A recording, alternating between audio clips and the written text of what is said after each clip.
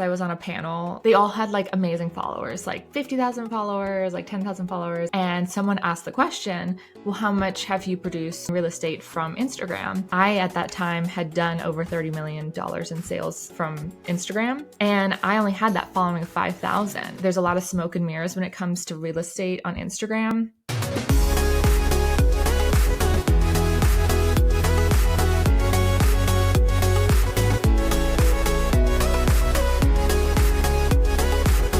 What do you get when you cross a luxury real estate advisor with a behavioral neuroscience brain and a flair for Taylor Swift-themed client parties? You get Chloe Powell, and she's every bit as unforgettable as that sounds. Chloe serves the tri-state luxury market with Hunt Country Sotheby's, but what really sets her apart is the how. From AI-driven automations to wildly creative community events, she's built a business that runs on connection, strategy, and a little sparkle. We're talking cookie decorating parties, galantine soirees, and even polo in the park, all of which turn client care into a lifestyle brand people love to refer. If you've ever wondered how to blend systems with soul or how to make your real estate business feel more like a movement, Chloe's about to show you how it's done. Let's dive in. Welcome back to another episode of Simplifying Social Media. I'm your host, Tamany, owner of The Simple Touches, and today I'm joined by Chloe Powell. Thank you so much for joining us today. Thank you so much for the invitation, Tamany. It was a great pleasure to receive it. I'm super excited to chat with you. You have a very interesting background, and from somebody who analyzes social media for a living, I can tell how much effort you're putting into it. So I'm really excited to chat about it. Before we dive in, for context for our listeners, tell me a little bit about your team size, production, and then we'll dive in. So I currently work at Hunt Country Sotheby's International Realty in Loudoun County, Virginia. And it's interesting because I've worked at a lot of different brokerages, but where I am now, we kind of all are individual agents, but then we also do focus on collaboration. So in the last year, I've been collaborating with this one agent, Sherry Santmeyer, and we've done a few deals where we're co-listing, but we're not like a team. So, I'm a single agent, but I do pair up with other people, kind of redefining what real estate is. And like last year, we did just above, myself, I did above 10 million with 31 deals. And then this year, if we close out everything that we have listed and under contract, I'm already at 8.5 million. So already doing better than last year, and it's a pretty rough year, but we're doing well, and that's good for us to continually grow throughout the years as well. And how many years have you been in real estate? So I got licensed in 2019, and I was dual career, and I got laid off at the beginning of 2021. So then I went into real estate full time. And I really count since early 2021 as me really focusing on real estate because it's really hard to do both at the same time. Definitely, yeah. And I want to talk about your past career as well and how that plays into everything. But before I do that, do you have anybody on your team that's supporting you with social media? So I do all the social media. We do have a great video production team who does our listing videos, and we're trying to be a little bit more creative with that. But in terms of social media, just me. And then I do have a transaction coordinator and a listing coordinator as well. Okay, perfect. And the video production team, do they help you come up with the ideas?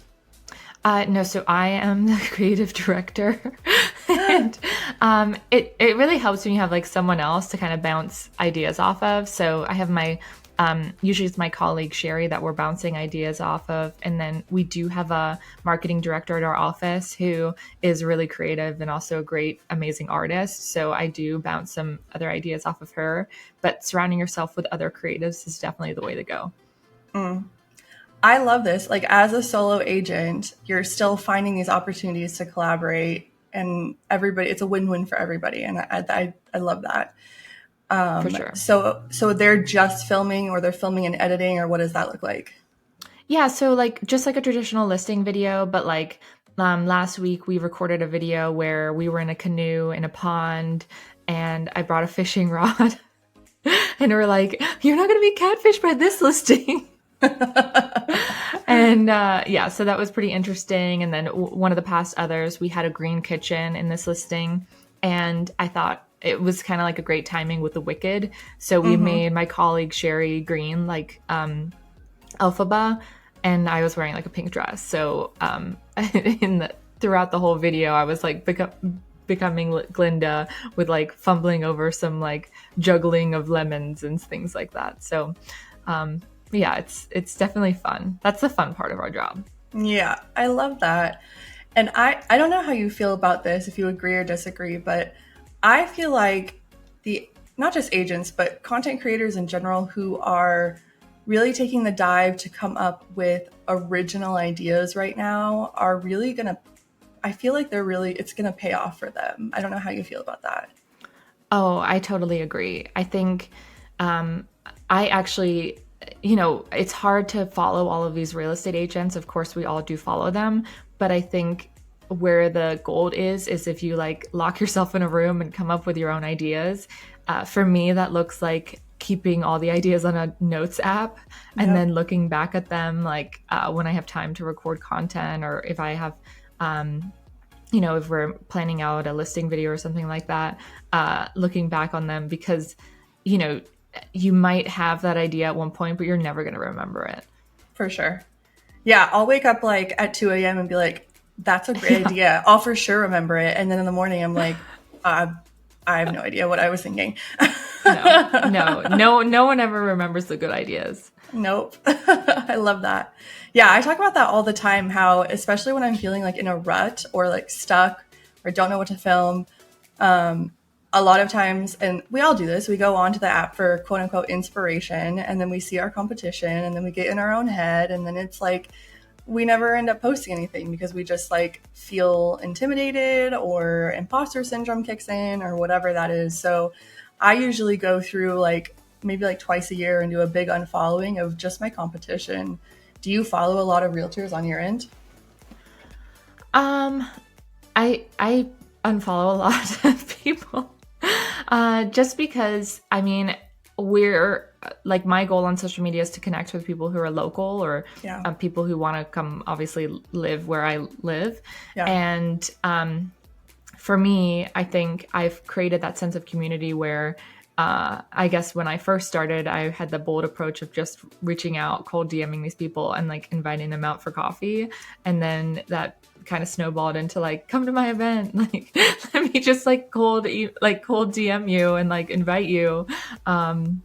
Which is difficult as someone who's not very extroverted, but it's like every creative is somewhat, I think, introverted. Not everyone is extroverted. So Yeah, for sure. No, I think you hit the nail on the head there. That your goal as a realtor is to try to get a local following. And that sometimes, most of the time, doesn't look like having a bunch of other realtors following you. it's it's interesting because I was on a panel like a few years ago and there were like all these like top agents in the room and they all had like amazing followers, like 50,000 followers, like 10,000 followers. And I was like the one who had like, I don't know, like 5,000 followers at the time. And someone asked the question, well, how much have you produced in real estate from Instagram? And I wasn't on the panel. Like I was doing a presentation after their panel. And they said, none. Like I haven't done anything. And I was like, and I'm there. I know what my presentation's about, and my presentation was about converting people from like Instagram. And I at that time had done over $30 million in sales, like from Instagram. Uh-huh. And I only had that following of 5,000, right? Yeah. So I think there's a lot of smoke and mirrors when it comes to real estate on Instagram. And like, are we going to be like the branding and everything behind them? It might be just be like you have a huge audience of just realtors, which Mm-hmm. might not be the audience that you want to create and curate on Instagram. Yeah. So it doesn't really matter how many followers you have. It's your ability to convert them into actual paid sales. Absolutely. And I think too, with the algorithm shifts, something that I really want everyone to understand is a big following can actually hurt you because Instagram is a lot of percentages, especially engagement percentages, and it really looks at your followers' engagement percentage on your posts. So let's see if I can simplify this. So like let's say you're around 8,000. Let's call it 10,000 just for an easy number. Let's say you have 10,000 followers and Susie has 100,000. Okay. You post something about real estate and let's say 1,000 of your followers engage with it. So 1/10, that's 10%. And then let's say 1,000 of her followers engage, 1/100, that's 1%. So Instagram's algorithm is going to look at your account more favorably than hers because 10% of your followers are interacting, whereas only 1% of hers is interacting. So a big following, unless it's niche down and is really interested in what you're posting, can actually hurt you. That's why these like engagement pods, buying followers, bots, all that crud, it hurts you in the long run because it's just a number on your page, but they're not actually interacting with your stuff. And when I say interacting, likes, comments, shares, saves, they're not doing any of that. So it's actually going to hurt your reach in the long run. Yeah, exactly. But I think it's also, having a multi-prong approach with all of our marketing. Like, I mean, I used to be posting on Instagram like daily, multiple times a day, and I got tired. Yeah. And I think everyone gets tired because it's just like, it becomes work and not something that's fun and creative anymore. And I think having like a website, my Facebook group, my email marketing, TikTok, Facebook, all of these, I mean, even print marketing, having all of these all together, like that's only going to be like compounding interest and making yourself a little bit more of a business rather than just like your like real estate influencer online. For sure. Yeah. There's tons of research out there about how if you can touch your leads via multiple mediums, that's going to be more impactful than touching them just on the same platform over and over and over again. So I completely hear you there. That's the struggle I think most realtors have is like how, you might have these people online, but how do you get in front of them in person? And that's what we've done with our community events. I created this afternoon tea club because I wanted to basically focus on women in the area who are local, who are creatives, who are small business owners, and really form relationships because we all have this like, we have like local chamber events, we have BNIs, we have all these things. But for me, that was not how I could make business. I cannot show up to an event and like hand out business cards. It's just not how I work. And so I really wanted like small group events that were really intentional, really thoughtful, had thoughtful details, but also were low effort because our job is so high effort and high stress all the time. So I collaborated with this woman who owns a gift box company, Dare Gift Boxes, and we created these small events. The first one was literally an afternoon tea, like high tea, and I made all of the baked goods because I also used to be a baker. And so I bought like all of this teaware and had it in our office. We had the mugs, we had the tea plates, we had the little, the tea stands with all the tea cakes on it, made cucumber sandwiches. And I just invited all these people that I didn't know. Yeah. And that started Afternoon Tea Club. And then it just snowballed from there. And we have these little outings. It could be like ice cream in the summer. It could be like hot girl walk. Yes. It could be, we had one that was an autumnal potluck on some farm with the Highland cows, which are just like incredible. And I'm meeting all these amazing people, forming these relationships. We're going on to coffee dates after the events to really kind of know who they are. Because once you know who someone is, then you can really speak to how their business operates and who their audience is as well. And you can do that in person, you can do that online, and vice versa, right? So they're like helping me out as well.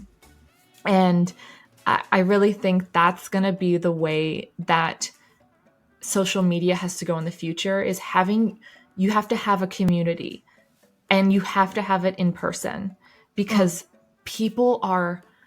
they are waiting for that in-person connection again. Yeah. And they're connecting with you online, but like once you see someone in person, like that is the gold. That is like the secret sauce that everyone is missing out, I feel like. It's such a rush when you meet someone that has been following you and like knows so much about you, and you maybe don't know so much about them, but they're just like in awe of you. Like, because they've been following you for like months and months and months. And yeah, it's crazy. I agree. You said so many amazing things there. You actually answered like 5 of my questions in that one little story.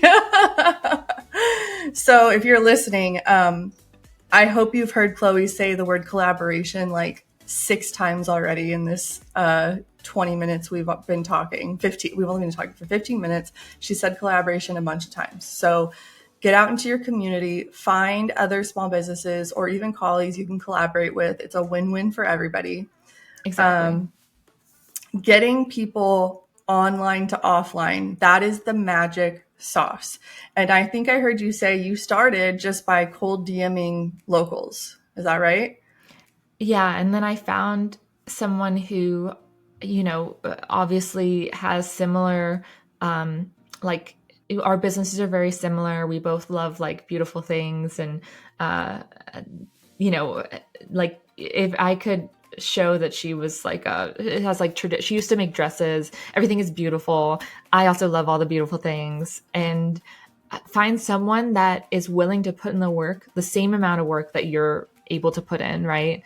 And that can collaborate with you. It could be another realtor. It could be someone else. It could be your best friend. It might even be someone who doesn't even have a business that wants to help you, right? But get someone to help you, because people are willing to help, and you don't have to do this all by yourself. I love that. If you had to guesstimate about how many cold DMs you sent that first round versus how many actually showed, what would you say? I mean, I think I tend to send a lot of them. So maybe like hundreds. But I mean, once people know who's coming, like there's a creator community where you live, whether that's photographers. I mean, everyone knows everyone. So if you create some sort of event, you could start off very small. You could do like pints and paint, like a sip and paint night or whatever. You could start with that, go from there, do something easy in your office if you have an office. You could do like a plant making party, floral bouquet arranging, something super easy, cost effective. Nothing has to be expensive. I mean, I love luxury and I put on some really amazing client events, but there's a way to cut the costs with that as well. Yeah. This is where your niche can come in handy here. So I have a client who niched down to books. She loves reading, and she's very much an introvert. And she came to me as a new realtor feeling really discouraged. Like, I'm an introvert. I can't do this. I can't be on social media. And I was like, hey, maybe your ideal client is also an introvert and doesn't want to work with that really loud realtor who's, in your face all the time. And so she niched down to books, and she now hosts book clubs, book reading events. She does like book fairs. Like she just does all these book events. So if you're not sure what events to host, pick something you enjoy and just start your own little club, and it's just going to kind of go from there. You'll get the hang of it. And when you start meeting people and talking to people, like you'll get more and more ideas. For sure. And the other people might have ideas and you can run with it. Definitely. Yeah. They'll be like, oh, we should do this next. Oh, my cat is here. She broke out of bathroom jail. Okay, so you had mentioned that you were also a baker in the past. So tell me a little bit about your past career and how you use that now in your real estate career. Yeah, so I was going to go to medical school. And so I took all the tests, I did all the things. I worked nights in the ER. Um, I did multiple theses on neurosurgery and orthopedics. And then I didn't get into medical school. So then I got my master's in biotechnology at Johns Hopkins, hoping that that would help get me into Wow. medical school. Yeah. And while I was there, I started working in research for the Army, doing blast traumatic brain injury research. And I hated doing the same thing day in and day out. And so then I decided, you know what, let me go into sales and consulting. And so I got a job, similar field. It was still research, but I got to talk to different people every day. I think I went on like 180 site visits during one year, to New York, to Boston, to all the New England region. And I would meet with like L'Oreal, Facebook, Bose, like Harvard, like all these researchers, and I would do a different thing every day, and I love that. And then I realized, look, I'm making all this money for all these, like this company. Mm-hmm. Why can't I do something myself? Mm-hmm. So then it started with the side hustles. And so the side hustles were, I lost a lot of weight. So then I decided, oh, maybe I could be a health coach, right? Mm-hmm. That didn't work because then I gained all the weight back. I did the same thing. and then it's like, okay, so what else can I do? And then, there were some other things. I created we have these like bakeries you can do at home here. So I created one with my best friend because we love baking. And I would make like pavlovas and little cupcakes and things, and people would just buy via Facebook Messenger type of thing. Mm-hmm. And then, baking takes a lot of work, and I already had a full-time job. So I decided, let me do something different. And my my boyfriend at the time, my husband now, told me, why don't you just get your real estate license? I bought my first house when I was 22. And so I already knew how to like buy and sell houses because I'd been doing it for a while. And so got my license and then started moonlighting at my job, working in the afternoons, working on weekends, doing open houses for other people. And then I was really big onto social media because obviously I didn't have enough time. So how can I reach the most number of people at once? And it was these videos. Mm-hmm. And in 2019, no one was doing video. Like There was basically no one on the internet. Mm-hmm. And started doing that. And then COVID happened. And within, I would say it was my first Instagram client was in December of 2020. Mm-hmm. So when I got licensed at the end of 2019, I sold my first house in March of 2020. So it took about like 6 to 7 months to get my first client from Instagram. And that was back then. I'm sure it happens a lot easier now. But there are people now who see you online who they're either an agent referral, that's where most of mine come from, or they're finding you in a Facebook group, or they're seeing like your YouTube videos or your ads online. And I mean, it just becomes like a snowball effect. So Get started.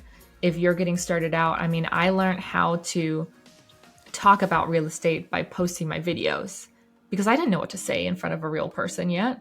So I just took the opportunity and said what I was going to say, or learned how to say those things on a video rather than failing in front of a person. Rather fail online than fail in front of someone. Yeah, where you can edit it out. Yeah. I love it. And then something that made me think about as you were chatting there was the branding piece. Is you can be in all of these places. You can be on Facebook, Instagram, events, mailers. But if your branding isn't dialed in, people might not realize it's you across those 4 channels. So having really distinct branding, and by branding, I mean your logo, your fonts, your voice, your face, your headshots, all of this, your the way you speak, the way you talk about real estate, all of this, your niche contributes to your branding. So having all of that dialed in, and you take that everywhere you go. So when people see you, they realize, oh, I've seen this girl before. I've seen her videos. You look familiar. Oh yeah, I've seen you in that Facebook group, or I've been to one of your events. And then it starts to click in their brain, and then they feel more comfortable with you quicker. Oh, for sure. Yeah. Realtors, tired of generic social media programs that go nowhere? 90-Day Social Refresh isn't just another program. It's your ultimate Instagram overhaul. Daily tasks so easy, they feel like cheating. Results so good, your competition will think you hired a full-time marketing team. Ready to turn meh into money? Let's make 2025 your year. Sign up now at thesimpletouches.com. Do you have any tips or any thoughts on how, like, when you are in person versus online, like, how do you get people to realize, like, oh, this is that same person? Or like, how do you connect the two, online versus offline? I mean, people say that I'm the same person in online and in person, which I've met other people who have some sort of personality online, and then in person, they are not the same. And I find that happens a lot with women. They're like maybe going into like the bad boss energy online, right? And then in person, I meet them and I'm like, you were like the sweetest person. Like, why are you putting out this, like, I don't know. I used to call them like girl bosses, but we don't say girl boss anymore, you know? But like this girl boss energy online, like, why are we doing that? Like, we can be the same person in real life as we are online. We don't have to come up with a character. I mean, maybe if you want to feel more comfortable, you can come up with a character, but just be yourself, because that's good enough. That's great, you know? That's a really good point. Yeah. We can see right through it. Yeah. I mean, we can. So, but also, you know, if people are going through things, because we've all gone through like trends and done all this other stuff. And like, you know, people are trying things, right? We're trying things online, seeing what works. And then we don't know where someone is in their journey, right? They're trying stuff, and we can see that. But, you know, I think it's best to just do you, like, bring out the weird. Maybe not, you know, not everything needs to be on social media, but like bring out, like, I mean, I love very smut, you know, like I talk about that on my stories. Like, you know, there are so many women who love that. Like, bring it out. That's something that people could connect you with, right? If you love your dogs or if you love your cats, like, talk about it, you know, because we're more than just an agent. And if you're all work and no play, like, no one wants to hang out with you. Yeah. 1000%. That's like probably the most important piece you might get out of this episode right there. Is just be yourself.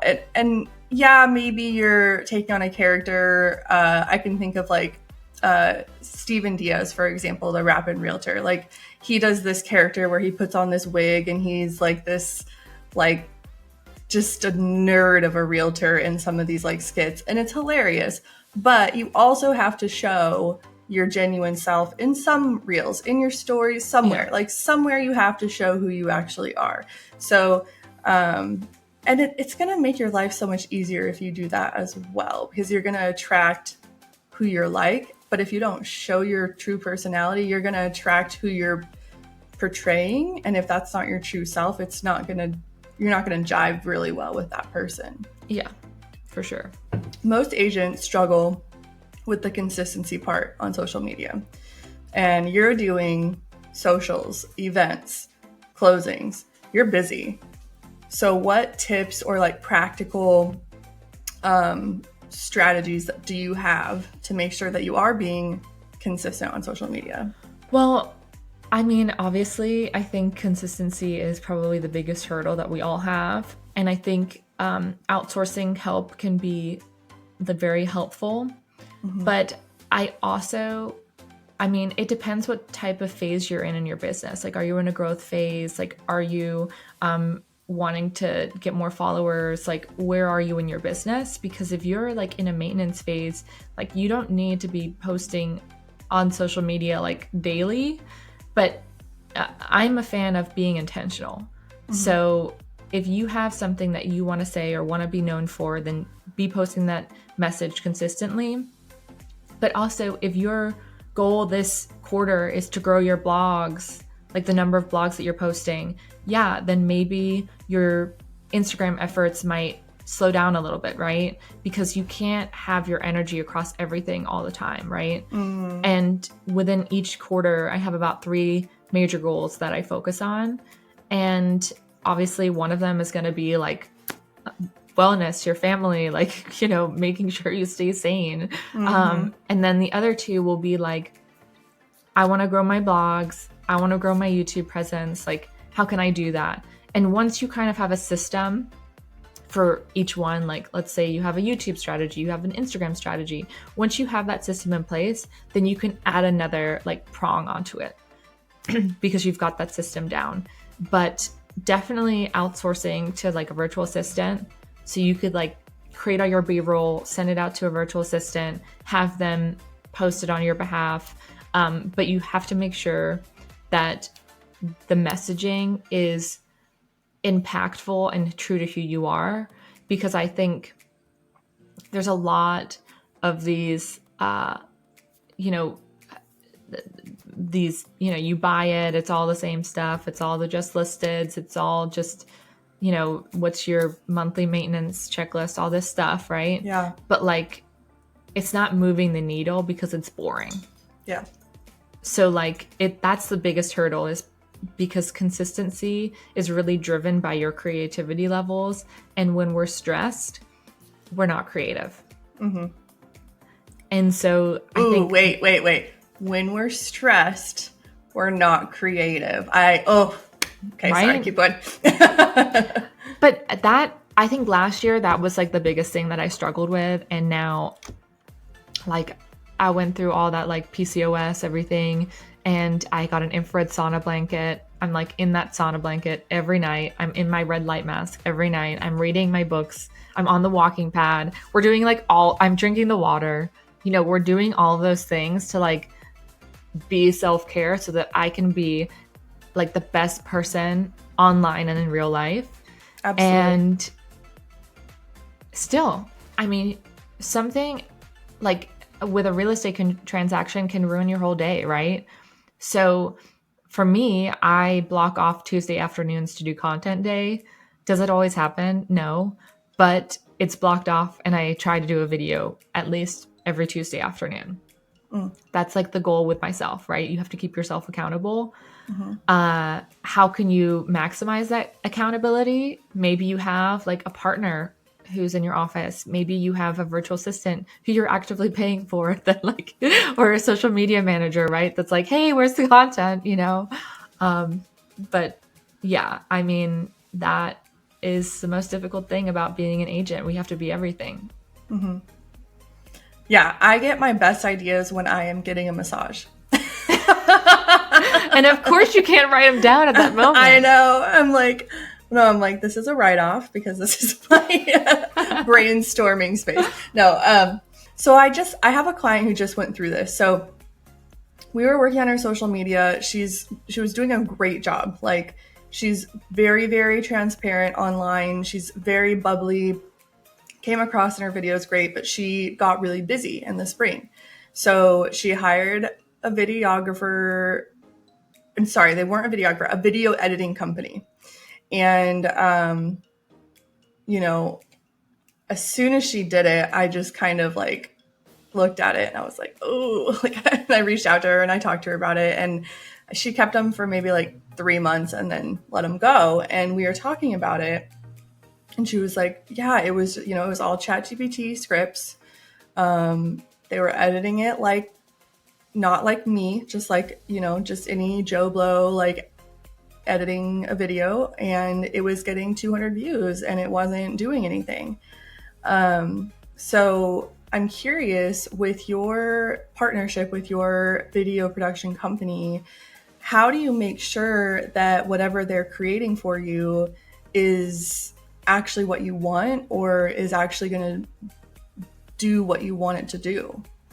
I mean, so this is the video production company is just for like our listing videos. So, I mean, we talk to them about the creative, direction we want to go through, and they do a great job. And we've gone through a couple of video production companies, so there's some that if a video production team gets too big or hires too many people, then you start getting different people that you haven't worked with before. I believe that you should be working with someone who knows, like, eventually can know who you are and knows what you like. And that's the same with my photography as well. I have one brand photographer that I use, and that's the only person I've ever used for my photo shoots. Because as you get comfortable, then you become better on camera. You become more comfortable in your own body, and that's when the magic happens, right? If you're comfortable, then you're going to say great, amazing things. But if you're not comfortable, then that doesn't come out. How did you go about finding your video company? My colleague. So I had one that I worked with, and I hope they don't listen to this, but they kept sending me people that I didn't work with, and then they were like, "Oh, we can't do the trending audio. We can't do this." And I'm like, "Well, then what's the point? Why am I spending $1,000 to $2,000 on this video, and you're not going to be able to do it anymore, right?" And I have friends who now we're doing all these videos where we're going across town, we're eating ice cream, we're like going bowling while we're doing these like videos. They take like 8 hours to do the videos, right? Yeah. Like they cost like over $3,000 to film for one video. And like you need it to be done right. Because if I don't want to leave $3,000 on the table. Right. No one does, right? But yeah, you got to find someone who is willing to talk you through what you want to do, and it's going to match your messaging and your brand for sure. Absolutely. Yeah, I think that was something that we kind of, when I was kind of debriefing with her, is that she was saying they were just too big. They were trying to scale it. And, same thing. They were saying they couldn't do the trending audios. They couldn't do this. They couldn't do that. And they were just trying to do it at scale. And I was like, that's just not, it's not, for what you're trying to accomplish, it's not enough. I've tried the AI video editing softwares, and they say, look, upload your clip and it'll like give you like these percentages of which clip will do the best. Yeah. It's not quite there yet. No. I think maybe give it a few months, maybe a year, see how it works. But I think in the future, hopefully someone will come out with an amazing AI platform that'll allow us to do video editing on our own. But or at least have someone who can just plug it into that system. But right now, you really need someone who is able to put through, what you actually want, for sure. Yeah. Speaking of AI, do you have any AI tools that you recommend for realtors to check out? Yeah, so we're in the midst of creating our AI adoption program because I believe that just like social media, like back in the day, even now people and agents struggle with adopting social media into their routine. And the same thing is happening with AI. And so I'm in a few like coaching groups that are outside of the real estate industry, and we're heavily focusing on AI right now. And a lot of that is creating our custom GPTs, like in ChatGPT, zapping it like with Zapier, zapping it with other platforms so that you can easily create, maximize your automation. But like I have over 20 custom GPTs that I've created. They took a lot of time to create. One of them is my brand voice. So I've uploaded emails, I've uploaded video transcripts, I've uploaded like my new construction guide, my seller guide, whatever. And now it can create things in my brand voice, whether that's an email, whether that's an Instagram caption, whether it's anything. But I have this one custom GPT, which is like my HQ. So I'll go to the HQ first and I'll ask it, hey, I want to do this thing. And then it'll say, okay, well, this is the prompt. So like recently I was taking all of my like images from my photo shoots. I created a spreadsheet where each photo had like a Google Drive link.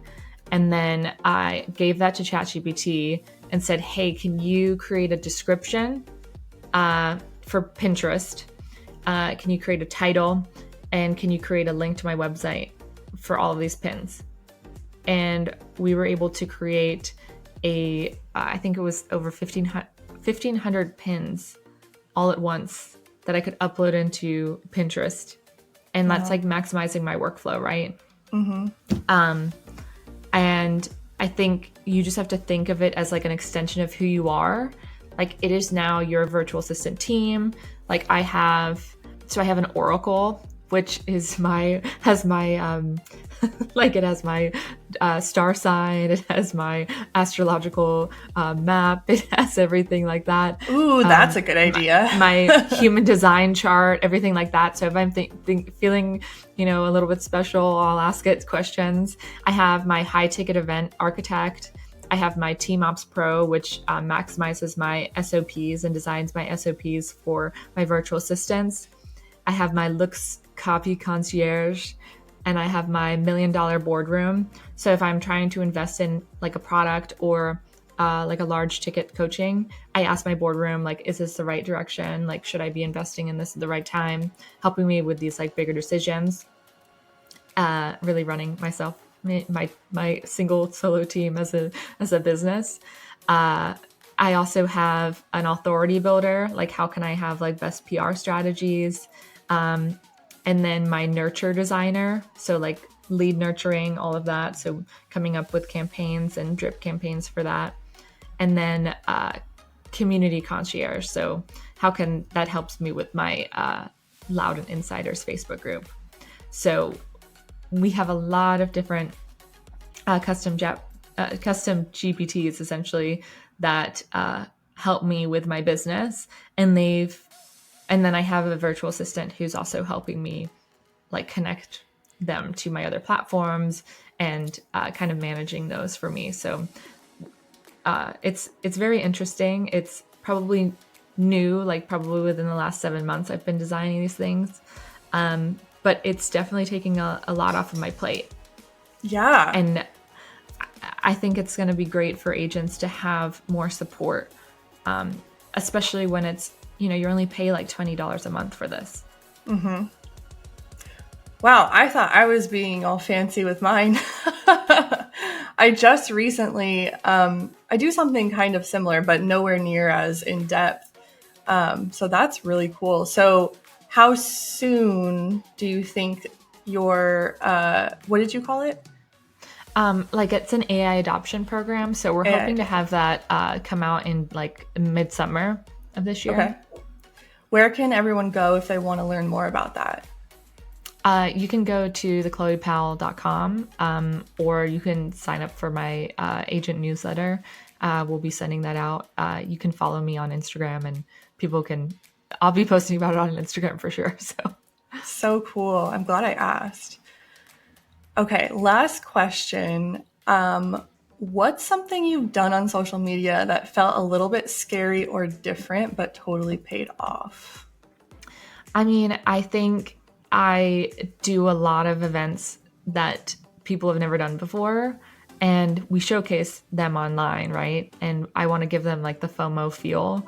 So a few of those events have been like, I did a Taylor Swift movie event, which is definitely different than like most other real estate agents wouldn't like that.